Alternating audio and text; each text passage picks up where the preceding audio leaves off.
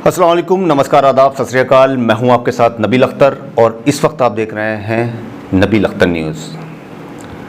हर परिवार की एक ख्वाहिश होती है कि उनके घर में एक सुंदर, सरल और सुशील बहू आए जो उनके बेटे के साथ साथ पूरे परिवार के साथ घुल मिल कर रहे, उनके हर दुख और सुख में उनके साथ रहे और उनके घर को स्वर्ग बना दे।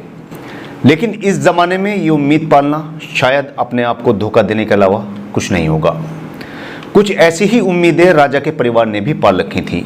ये परिवार इंदौर का रहने वाला था और उन्होंने 14 मार्च 2025 को अपने बेटे राजा के लिए एक लड़की देखी जिसका नाम था सोनम।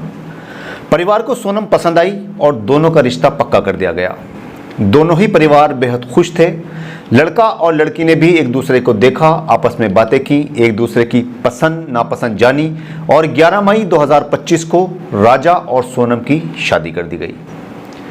शादी के बाद सोनम ने अपना हनीमून अपनी पसंद की जगह मनाने की बात कही और शादी के 4-5 दिन बाद ही सोनम ने राजा से बिना पूछे ही मेघालय के टिकट करवा लिए।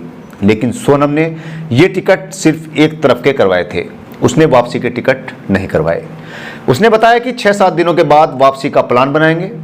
घर से निकलने से एक दिन पहले सोनम और राजा शॉपिंग करने के लिए मार्केट के लिए निकले और इन दोनों ने हनीमून पर जाने की तैयारी के लिए शॉपिंग की। 20 मई 2025 को सोनम और राजा हनीमून पर मेघालय जाने के लिए निकल गए। ये दोनों इंदौर से बेंगलोर होते हुए गुवाहाटी पहुंचे, जहां दोनों ने कामाख्या देवी के दर्शन किए और यहां से 21 मई 2025 को ये दोनों शिलोंग के लिए निकल गए। 22 मई 2025 को ये दोनों सोहरा की यात्रा के लिए निकले। शिलोंग में इन्होंने 4 दिनों के लिए एक्टिवा किराए पर ली और उस पर घूमने के लिए निकल गए। शाम को ये दोनों नौगरियांट गांव में डबल डेकर पुल की ओर बढ़े। 23 मई को गांव के मुखिया का फोन पुलिस के पास जाता है और वो पुलिस से बताता है कि गोल्डन पाइन्स ढाबे के पास एक लावारिस स्कूटी खड़ी हुई है जिसमें चाबी भी लगी हुई है। पुलिस मौके पर पहुंचती है और लावारिस स्कूटी का पता निकालती है तो पता चलता है कि राजा और सोनम नाम के पति पत्नी ने ये स्कूटी किराए पर ली थी। पुलिस स्कूटी के मालिक से राजा का मोबाइल नंबर लेती है, लेकिन उस पर फ़ोन करने पर उसका फ़ोन स्विच ऑफ आता है। पुलिस मोबाइल कंपनी से राजा के घर की डिटेल निकलवाती है तो पता चलता है कि वो इंदौर का रहने वाला है। उधर दूसरी तरफ राजा और सोनम ने कई दिनों से तक जब परिवार से फ़ोन पर बात नहीं की तो राजा का परिवार परेशान हो उठा और उन्होंने दोनों से बात करने की काफ़ी कोशिशें की, लेकिन राजा और सोनम दोनों के स्विच ऑफ आते रहे, जिसके बाद परिवार तुरंत थाने पहुंचा और राजा और सोनम की गुमशुदगी दर्ज करवा दी गई। उधर दूसरी ओर शिलोंग पुलिस भी राजा के परिवार से संपर्क करने का प्रयास कर रही थी और आखिरकार पुलिस का राजा के परिवार से संपर्क हुआ और पुलिस ने परिवार के लोगों से बताया कि ऐसे यहाँ पर एक लावारिस स्कूटी पड़ी हुई मिली है जो राजा और सोनम नाम की महिला ने किराए पर घूमने के लिए ली थी। ये पता चलते ही राजा के परिवार के लोग और भी ज़्यादा परेशान हो उठते हैं। ये सभी लोग मेघालय के लिए निकल पड़ते हैं, लेकिन काफ़ी तलाश के बाद भी इन दोनों का कुछ पता नहीं चल पाता। पुलिस की पूछताछ में राजा की मां उमा ने पुलिस को बताया कि उनकी सोनम से आखिरी बार बात 23 मई को हुई थी। बातचीत के दौरान उन्हें लगा कि सोनम हाँफ रही है, लेकिन बात करते करते अचानक फ़ोन कट गया और उसके बाद दोनों में से किसी का भी फ़ोन नहीं लग पाया। पुलिस ने सीसीटीवी फुटेज खंगालने शुरू किए तो दोनों पति पत्नी कई कैमरों में कैद हुए जिसमें वो स्कूटर पर जाते हुए दिखाई दे रहे हैं, लेकिन दोनों का कुछ भी पता नहीं चल पा रहा था। अब पुलिस भी परेशान हो चुकी थी।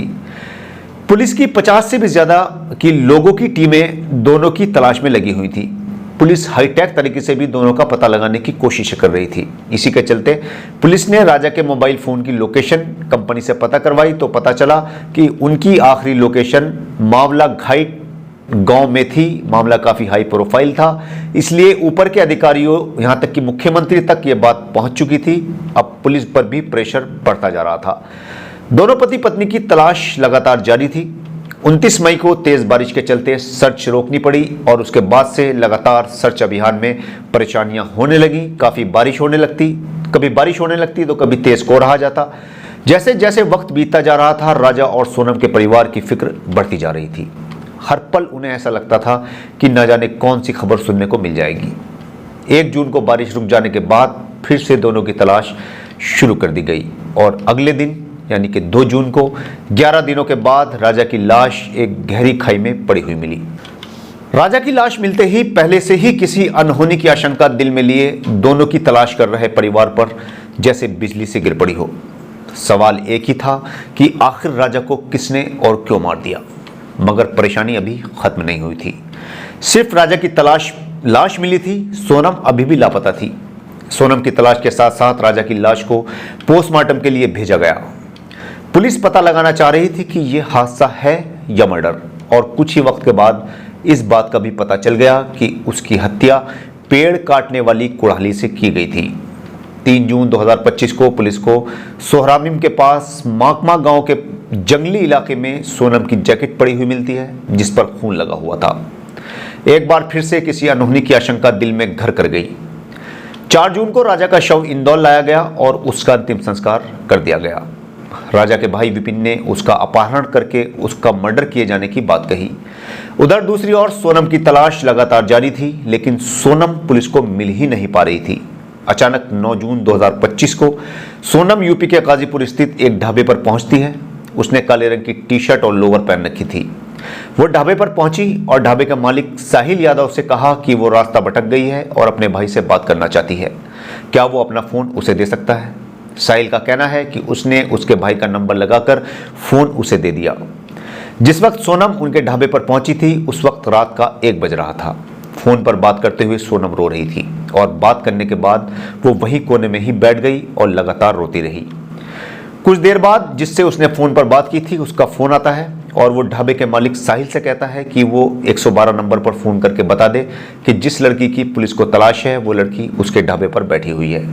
ये सुनकर साहिल ने पुलिस को खबर कर दी और 112 नंबर की गाड़ी फौरन मौके पर पहुंची और सोनम को हिरासत में ले लिया गया।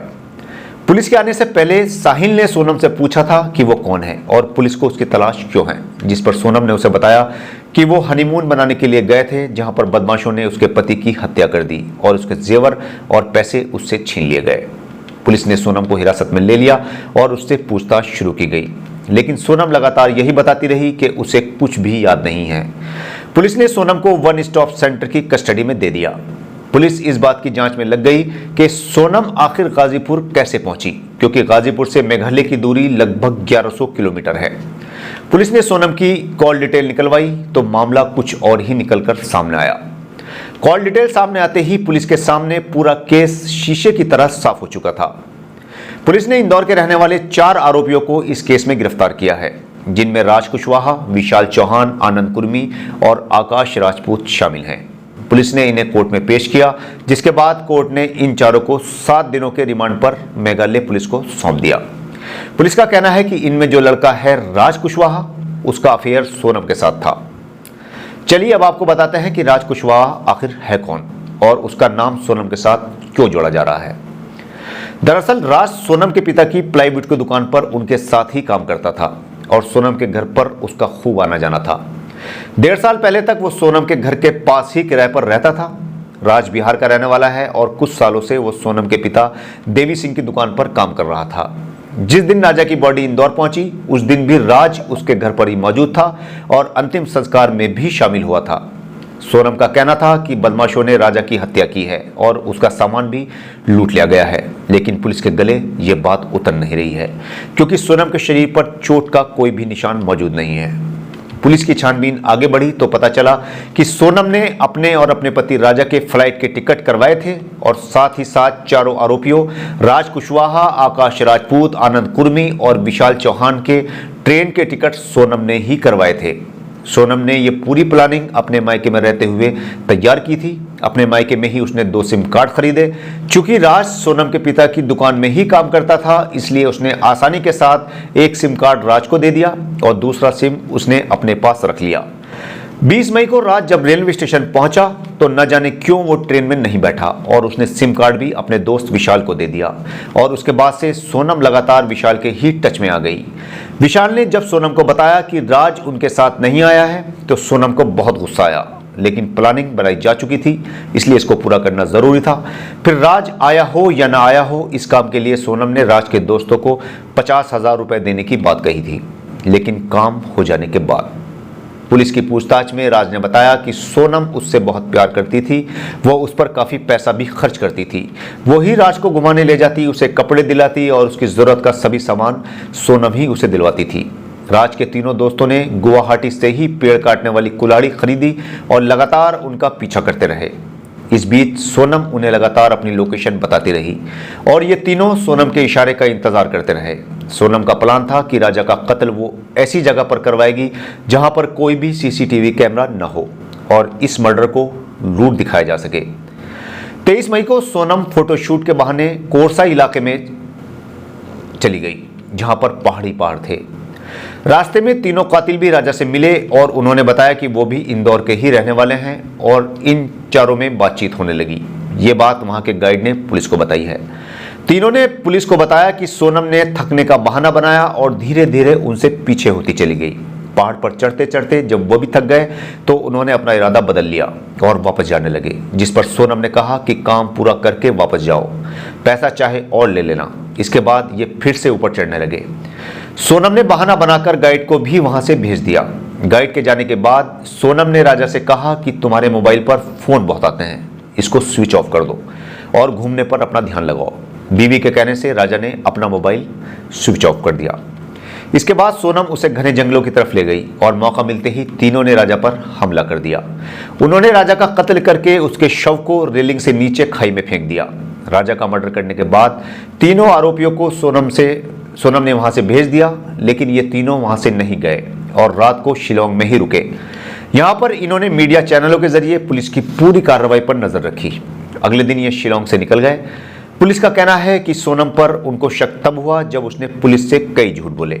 पुलिस को पता चला कि राजा के गायब हो जाने वाले दिन सोनम की अपनी सास उमा से बात हुई थी, जिसमें उमा ने सोनम से पूछा था कि उसने खाना खाया या नहीं, जिस पर सोनम ने अपनी सास को बताया था कि आज उसका व्रत है, इसलिए उसने खाना नहीं खाया है।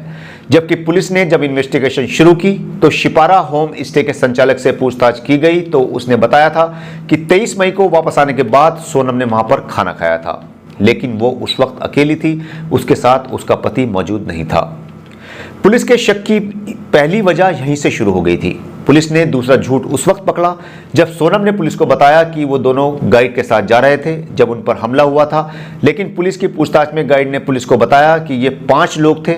सोनम पीछे पीछे चल रही थी, जबकि राजा के साथ 3 लड़के बातें करते हुए आगे चल रहे थे। पुलिस ने जब गाइड से मालूम किया कि वो क्या बातें कर रहे थे तो गाइड ने पुलिस को बताया कि वो हिंदी में बातें कर रहे थे, जबकि उसके पास हिंदी नहीं आती, इसलिए वो उनकी बातें समझ नहीं पाया था। पुलिस के मुताबिक सोनम ने झूठ पर झूठ बोले। 11 मई को शादी के बाद 16 मई को ही सोनम और राज ने राजा के मर्डर की प्लानिंग पूरी तरह से तैयार कर ली थी। सोनम ने ही खुद 20 तारीख का शिलोंग का टिकट बुक करवाया था, जबकि राजा बेहद मसरूफ होने के चलते घूमने नहीं जाना चाहता था। लेकिन जब सोनम ने टिकट बुक करवा लिए तो राजा जाने के लिए तैयार हो गया। हैरानी इस बात की भी थी कि सोनम ने सिर्फ जाने का टिकट बुक करवाया था, वापसी का नहीं। उसने ऐसा क्यों किया, इस बात का जवाब सोनम पुलिस को नहीं दे पाई है। फिलहाल मेघालय पुलिस सोनम को लेकर पटना एयरपोर्ट के लिए रवाना हो चुकी थी। पहले पुलिस कोलकाता पहुंचेगी और फिर गुवाहाटी होते हुए शिलोंग जाएगी।